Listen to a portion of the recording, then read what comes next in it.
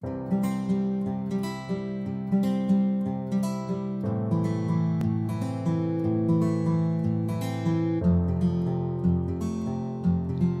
Assalamualaikum. Perkenalkan, nama saya Tusi Truayuni. Saya adalah dosen di program studi pendidikan kedokteran di Fakultas Kedokteran Universitas Malahayati. Saya adalah staf pengajar di bidang parasitologi, khususnya di parasitologi kedokteran. Berikut adalah outline pemaparan mata kuliah Tropical Medicine atau TROPMED yang pertama, deskripsi mata kuliah, yang kedua, capaian pembelajaran mata kuliah, yang ketiga, sistem pembelajaran, yang keempat, materi pembelajaran, sistem penilaian, dan video proses pengajaran. Identitas mata kuliah TROPMED yaitu berjalan di semester genap atau di semester 6. Kode mata kuliahnya KBK 231, mata kuliah ini sebanyak 8 SKS dan mata kuliah prasyaratnya tidak ada. Untuk mata kuliah ini berfokus pada penjelasan. Yang pertama, mengenali jenis penyakit infeksi di negara tropis, kemudian memahami perbedaan jenis infeksinya, baik itu karena akibat virus, bakteri, atau parasit. Kemudian, selanjutnya mengetahui diagnosis, laboratorium, dan penata laksanaan, serta pencegahan dari berbagai penyakit infeksi tropis. Untuk CPMK atau capaian pembelajaran mata kuliah, CPMK 1 mampu mengidentifikasi dan menjelaskan infeksi penyakit tropis yang disebabkan baik itu oleh virus, bakteri, dan parasit. Yang kedua, mengetahui pemeriksaan penunjang dan penata laksanaan kasus-kasus infeksi penyakit tropis. Dan yang ketiga, mampu menjelaskan tindakan pencegahan untuk kasus infeksi penyakit tropis. Untuk materi perkuliahan pada blok TROPMED ini diantaranya adalah menjelaskan berbagai bakteri, misalnya gram negatif batang penyebab infeksi tropis seperti Salmonella typhi, Shigella, dan Vibrio cholerae. Kemudian menjelaskan virus-virus penyebab infeksi tropis seperti varicella zoster, poxvirus, HIV, dan lain sebagainya. Nah, khusus untuk materi saya itu biasanya adalah infeksi pada penyakit tropis yang disebabkan oleh parasit, yaitu yang disebabkan oleh protozoa, cacing, dan vektor berupa nyamuk.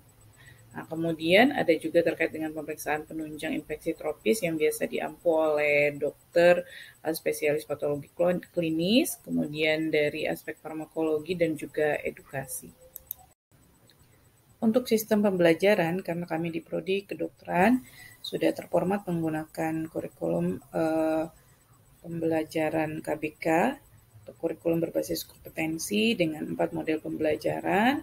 Yang pertama terdapat perkuliahan untuk mengukur aspek kognitif, kemudian ada juga kegiatan praktikum untuk aspek psikomotorik, ada juga kegiatan praktek untuk mengasah skill para mahasiswa di Prodi Pendidikan Dokter, dan yang terakhir untuk analisa itu ada tutorial atau diskusi berupa kasus. Untuk sistem penilaian dalam blok yang biasa kami sebut blok atau mata kuliah TROPMED ini dibagi dalam 4 aspek sesuai dengan bentuk pembelajarannya, yaitu ada ujian tengah blok dan ujian akhir blok untuk mengukur kognitif mahasiswa yang didapat dari kegiatan perkuliahan atau lecture. Kemudian ada kegiatan praktikum dengan aspek penilaian sebanyak 15%, kemudian skill lab dan tutorial masing-masing mendapatkan persentase hingga mencapai 100%. Untuk metode penyampaian dari berbagai kegiatan pengajaran yang saya lakukan biasanya dikombinasi sesuai dengan arahan dari program studi, yaitu dengan menggunakan hybrid learning untuk program studi kedokteran. Hybrid learning biasanya dikombinasikan antara metode online yang asinkronus dengan menggunakan grup-grup Telegram, WA gitu ya, atau media pembelajaran lain seperti Classroom, atau dengan metode sinkronus melalui Zoom Meeting, Google Meeting, dan lain sebagainya. Nah, yang ketiga untuk kegiatan dalam kelompok kecil seperti tutorial, praktikum, dan skill lab itu diupayakan tetap menggunakan metode tatap muka 100%. Ya, berikut ini adalah kanal atau link YouTube pribadi saya yang saya buat untuk mengunggah berbagai materi pembelajaran yang sudah saya buat secara audio visual dalam bentuk video. Dan ini bisa digunakan untuk para mahasiswa saya di berbagai mata kuliah terkait dengan parasitologi kedokteran, dan mereka bisa akses sesuai dengan instruksi yang saya berikan. Mungkin kita akan buka salah satu videonya. Oke, welcome back to my channel. Sebelum Anda melihat video pembelajaran saya, ada beberapa rule of the game to watch this video. Yang pertama, video topik ini untuk 2 blog, yaitu blog reproduksi di angkatan 2018 dengan judul infeksi toxoplasmosis dan blog roadmap di angkatan 2017 dengan judul jenis protozoa yang penting di Indonesia. Jika perlu, Anda boleh tonton ulang bagian yang perlu. Dan jika ada pertanyaan, silakan komen di kolom dengan mematuhi aturan komunitas pendidikan. Pertanyaan yang bagus akan saya mention. Jangan lupa like and subscribe ya, karena subscribe itu gratis. Selamat belajar.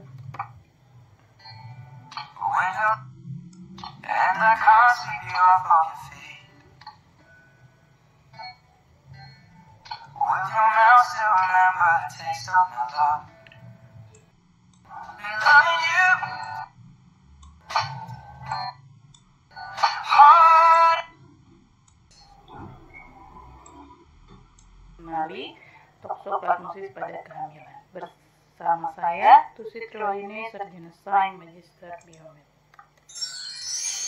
Definisi toxoplasmosis awalnya merupakan Ya, jadi video-video yang lain biasanya saya gunakan sebagai melengkapi metode pembelajaran asinkronus, di mana materi perkuliahan saya bisa diakses terlebih dahulu di link ini, kemudian nanti pada saat pertemuan yang sinkronus melalui Zoom atau bahkan tatap muka itu bisa melakukan diskusi dengan materi yang sudah mereka tonton sebelumnya.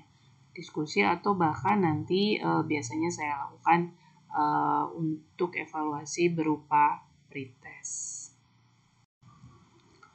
Baik, untuk metode yang lain juga biasanya saya gunakan melalui metode asinkronus melalui grup Telegram. Jadi di sini untuk perkuliahan biasanya saya sinkronkan antara materi di YouTube channel saya, kemudian saya kelola mahasiswa yang saya ampu dalam perkuliahan melalui channel Telegram ini. Jadi untuk mengatur jadwal, absensi, kemudian memberikan kuis atau berupa polling saran dan masukan. Seperti ini saya misalnya mengupdate jadwal kuliah, kemudian polling sederhana, maksudnya kuis sederhana yang saya bagikan di Telegram dan bisa dijawab langsung oleh para mahasiswa. Nah, kemudian juga terkadang saya memberikan pertanyaan-pertanyaan terkait dengan sesi-sesi perkuliahan yang mungkin sudah saya lakukan. Ini misalnya saya share gambar cacing ini, kemudian pertanyaannya adalah dari gambar ini, dari gambar yang saya posting ini jenis cacing apakah itu? Gitu. Jadi mahasiswa juga karena memang banyak yang menggunakan gadget dan multimedia, saya gunakan itu sebagai kekuatan metode pembelajaran pada saat ini. Nah, kemudian di sini juga biasanya saya memberikan post-test dari materi-materi di link YouTube saya. Jadi saya gunakan limit time ketika membagikan post-test ini. Seperti ini misalnya, dan juga ada evaluasi atau feedback bagi saya pribadi dari para mahasiswa sebagai objek mata perkuliahan saya.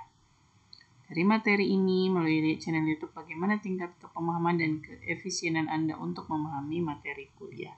Nah, ini adalah kuis yang biasanya saya gunakan Google Form. Di sini ada 338 yang sudah mengisi ya. Nah, kemudian nanti biasanya saya juga akan share beberapa referensi topik-topik yang memperkaya materi perkuliahan saya. Nah, ini adalah salah satu contoh dari grup Telegram yang saya kelola dalam perkuliahan saya. Dan biasanya hasil-hasil post-test juga saya share gitu ya. Berapa banyak yang masih salah atau yang sudah menjawab benar itu berdasarkan evaluasi dari Google Form-nya. Di sini saya sebut sebagai materi ini sebagai neglected tropical disease. Ini adalah materi awal atau pendahuluan dari yang namanya blok tropical medicine kalau di prodi pendidikan dokter ya. Jadi ini teman-teman sebagai dokter sebenarnya di dalam SKDI atau di dalam rujukan standar kasus-kasus yang harus dipelajari oleh seorang calon dokter sarjana kedokteran atau dokter umum, itu salah satunya adalah penyakit-penyakit yang ada di negara tropis. Nah, tetapi pada kali ini pendahuluan yang akan saya berikan adalah tentang penyakit yang terabaikan. Jadi kalau dalam bahasa Inggris disebut dengan neglected, itu artinya terabaikan. Nah, karena saking banyaknya gitu istilah ini akhirnya sudah disepakati oleh WHO sebagai sebuah kelompok penyakit yang harus dipelajari. Kenapa? Karena terabaikan itu tadi gitu, artinya sering penyakit ini sebenarnya sering muncul di negara tropis tapi banyak tidak disadari, baik itu oleh pemerintah, tenaga kesehatan atau bahkan oleh penderitanya sendiri gitu. Sehingga disebutlah oleh WHO sebagai NTDs ya, neglected tropical disease atau penyakit tropis yang terabaikan. Nah, terutama mungkin di negara-negara tropis dan negara-negara yang relatif belum maju atau masih berkembang ya. Nah, nanti ada beberapa konten dari materi ini. Yang pertama mungkin kita mengenali dulu introduction terkait dengan definisi MTBs itu apa, kemudian dampaknya apa sih sehingga WHO bisa menerapkan ini sebagai sebuah istilah penyakit yang memang harus dieliminasi gitu ya. Nah, efeknya bagi negara dan individu apa, kemudian jenis-jenisnya nanti kita ini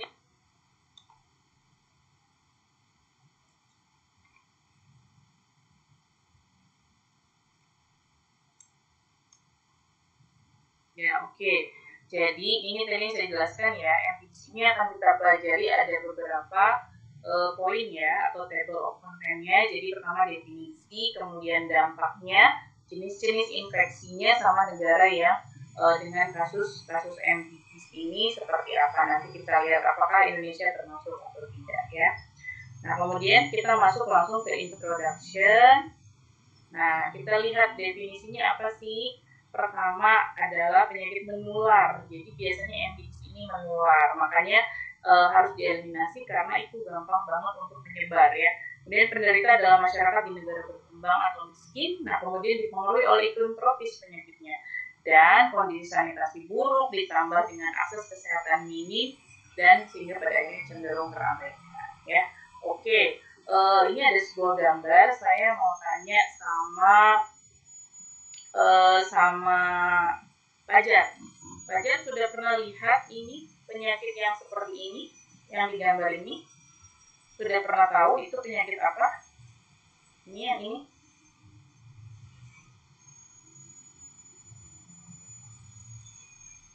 Halo? Iya, Ibu. Sudah. Apa? Kira-kira penyakit apa nih kalau dilihat dari gambarnya?